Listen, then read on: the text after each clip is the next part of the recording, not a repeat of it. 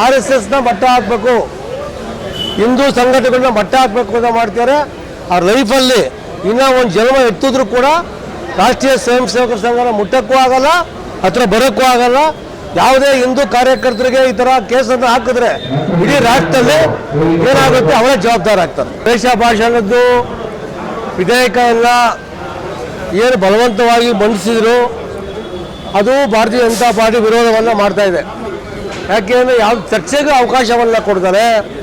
ಯಾವುದೋ ಒಂದು ಬಾಯ್ಕಾಟ್ ಬೇರೆ ವಿಷಯಕ್ಕೆ ಬಾಯ್ಕಾಟ್ ಮಾಡಿದ ತಕ್ಷಣ ಈ ವಿಧೇಯಕವನ್ನು ತೊಗೊಂಡ್ಬಂದು ವಿಧಾನಸಭೆ ಮತ್ತು ವಿಧಾನ ಪರಿಷತ್ತಲ್ಲಿ ಮಸೂದೆಯನ್ನು ಮಾಡಿ ಪಾಸ್ ಮಾಡಿಕೊಂಡಿದ್ದಾರೆ. ಮೋಸ್ಟ್ಲಿ ನಾವು 2-3 ದಿವಸದಲ್ಲಿ ರಾಜ್ಯಪಾಲರಿಗೆ ದೂರು ಕೊಡ್ತೀವಿ, ರಾಷ್ಟ್ರಪತಿ ದೂರು ಕೊಡ್ತಾ ಇದ್ದೀವಿ. ಯಾವುದೇ ಕಾರಣಕ್ಕೂ ಈ ವಿಧೇಯಕಕ್ಕೆ ಸಹಿಯನ್ನು ಹಾಕಬಾರ್ದು ಅಂತ ಹಾಕಬಾರ್ದು ಅಂತ ನಾವು ಕೇಳ್ತಾ ಇದ್ದೀವಿ. ಯಾಕೆಂದರೆ ಯಾವುದೋ ಒಂದು ಹಿಂದೂ ಸಂಘಟನೆಗಳನ್ನ ಮುಂದೆ ಇಟ್ಕೊಂಡು ಅವರ ಮಟ್ಟ ಹಾಕೋ ದೃಷ್ಟಿಯಿಂದ ಈ ಸರ್ಕಾರ ಒಂದು ದ್ವೇಷ ಭಾಷಣಕ್ಕೆ 10 ವರ್ಷ ಶಿಕ್ಷೆಯನ್ನು ಕೊಡುವಂಥ ಕೆಲಸವನ್ನು ಮಾಡ್ತಿದೆ. ಇದಕ್ಕೆ ಭಾರತೀಯ ಜನತಾ ಪಾರ್ಟಿ ಕರ್ನಾಟಕದ ಎಲ್ಲ ಜಿಲ್ಲೆಗಳು ಕೂಡ ನಿನ್ನೆ ಹೋರಾಟವನ್ನು ಮಾಡಿದ್ದೀವಿ, ದೂರನ್ನು ಕೊಟ್ಟಿದ್ದೀವಿ. ನಾವು ನೋಡಿ, ಇವಾಗ BJP ಅಂತಲ್ಲ, ಕನ್ನಡ ಸಂಘ ಸಂಸ್ಥೆಗಳು ಕೂಡ ಎಲ್ಲರ ಕಡೆ ಮಟ್ಟ ಹಾಕಬೇಕು. ಈಗ ಮಹಾರಾಷ್ಟ್ರದ ನಾನು ಪರಿಸ್ಥಿತಿ ಬೆಂಕಿ ಹಾಕ್ತಾರಪ್ಪ, ಕರ್ನಾಟಕದ ಬಗ್ಗೆ ನಾವು ಅದ್ರ ಬಗ್ಗೆ ಮಾತಾಡ್ತೀವಿ, ಅದು ದ್ವೇಷನ. ಸಿದ್ದರಾಮಯ್ಯನ ಬಗ್ಗೆ ಬೇಜಾರಾಗಿ ಒಂದು 2-3 ಮಾತಾಡಿದ್ರೆ ಅದು ದ್ವೇಷನ.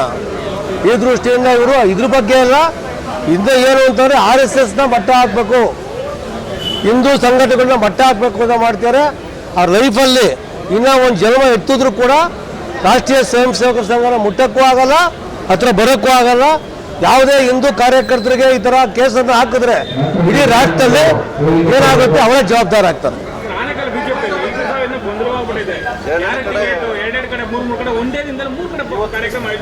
ಈಗ 30 ಕಡೆ ಮಾಡಿದ್ರು ಕೂಡ ಭಾಳ ಒಳ್ಳೇದು. ಯಾಕೆಂದರೆ ಅಟಲ್ ಬಿಹಾರಿ ವಾಜಪೇಯಿ ಅವರು ಗಲ್ಲಿನಲ್ಲಿ ಕೂಡ ನಾವು ಮಾಡಬೇಕು. ಪ್ರತಿ ಮನೆಯಲ್ಲೂ ಕೂಡ ನಾವು ಫೋಟೋ ಹಾಕಿ ಪೂಜೆಯನ್ನು ಮಾಡಬೇಕು. ಕಾರ್ಯಕರ್ತರ ಸಮೂಹ ದೊಡ್ಡದಿದೆ. ಇಲ್ಲಿ ಎಲ್ಲ ಕಾರ್ಯಕರ್ತರು 3-4 ಕಡೆ ಮಾಡ್ತಿದ್ದಾರೆ. ಎಲ್ಲ ಕಡೆ ಹೋಗ್ತಾ ಇದ್ದೀನಿ, ಭಾಳ ಸಂತೋಷ. ಈ ಒಂದು ಸೇವೆ ಇಟ್ಕೊಂಡು ಜನಗಳಿಗೆ ಒಳ್ಳೇದು ಮಾಡ್ತಾ ಇರೋದು ಭಾಳ ಸಂತೋಷ ಆಗ್ತದೆ. ಆನೇಕಲ್ಲು ಯಾವ ಸಮಸ್ಯೆ ಇಲ್ಲ. ಆಲ್ರೆಡಿ SRT ಅಧ್ಯಕ್ಷರನ್ನ ಘೋಷಣೆ ಮಾಡಿದೆ. ಮುಂದಿನ ದಿನಗಳಲ್ಲಿ ನಾವು ಒಟ್ಟಿಗೆ ಕೂತ್ಕೊಂಡು ಇಲ್ಲಿ ಏನು ಸಮಿತಿ ಮಾಡಬೇಕು, ಸಮಿತಿಯನ್ನು ಮಾಡ್ತೇವೆ.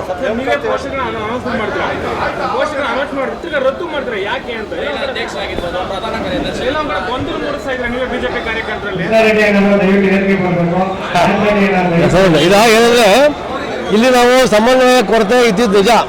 ಈ ದೃಷ್ಟಿಯಿಂದ ಮತ್ತೆ ಎಲ್ಲ ವಾಪಸ್ ತಗೊಂಡು ನಾರಾಯಣ ಸ್ವಾಮಿ ಅವರು ಇದ್ದಾರೆ, ಉಲ್ಲಳ್ಳಿ ಶ್ರೀನಿವಾಸ್ ಅವರು ಇದ್ದಾರೆ, ಎಲ್ಲ ಹಿರಿಯ ಕಾರ್ಯಕರ್ತರೆಲ್ಲ ಇದ್ದಾರೆ. ಅವ್ರನ್ನೆಲ್ಲ ಕೂರಿಸ್ಕೊಂಡು ಇನ್ನೊಂದು 10-15 ದಿವಸದಲ್ಲಿ ಎಂಟೈರ್ ಆನೇಕಲ್ ಮಂಡಲ ನಾವು ಮಾಡ್ತೀವಿ.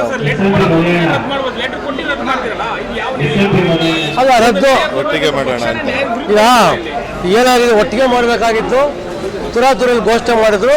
ಆ ದೃಷ್ಟಿಯಿಂದ ಮುಂದೆ ದಿನಗಳಲ್ಲಿ ಮತ್ತೆ ಕೂತ್ಕೊಂಡು ಯಾರು ಅವ್ರು ತೆಗೆದಿದ್ದೀವಿ ಅವ್ರಿಗೂ ಕೂಡ ಸೂಕ್ತ ಸ್ಥಾನಮಾನವನ್ನು ಕೊಟ್ಟು ಒಟ್ಟಾರೆ ಆನೇಕಲ್ಲು ಮುಂದಿನ ಚುನಾವಣೆಯಲ್ಲಿ ನಾವಿಲ್ಲಿ BJP ಗೆಲ್ಲಬೇಕು. ಯಾಕೆಂದರೆ ಇವತ್ತು ನಾವು MP ಗೆಲ್ತೀವಿ, ಎಲ್ಲ ಪುರಸಭೆ, ನಗರಸಭೆ, ಪಂಚಾಯತಿ ಗೆಲ್ತೀವಿ.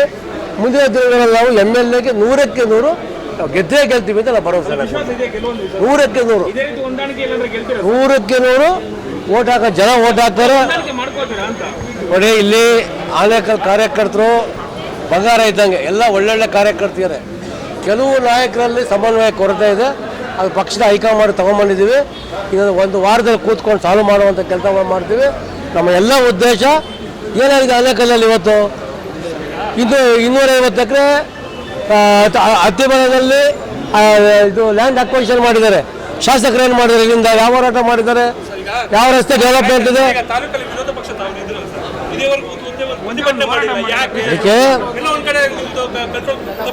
ಇಲ್ಲ, ಇದಕ್ಕೆ ಹೋರಾಟ ಮಾಡಬೇಕು ಅಂತ ಕೂಡ ಮೊನ್ನೆ ಹೇಳಿದ್ದೀವಿ. ಎಲ್ಲೆಲ್ಲಿ ರಸ್ತೆಗಳು ಹದಗೆಟ್ಟ ರಸ್ತೆಗಳಿದೆ, ಏನೇ ಸಮಸ್ಯೆಗಳು 100ಕ್ಕೆ 100 ಮಾಡ್ತೀವಿ. ಧನ್ಯವಾದಗಳು.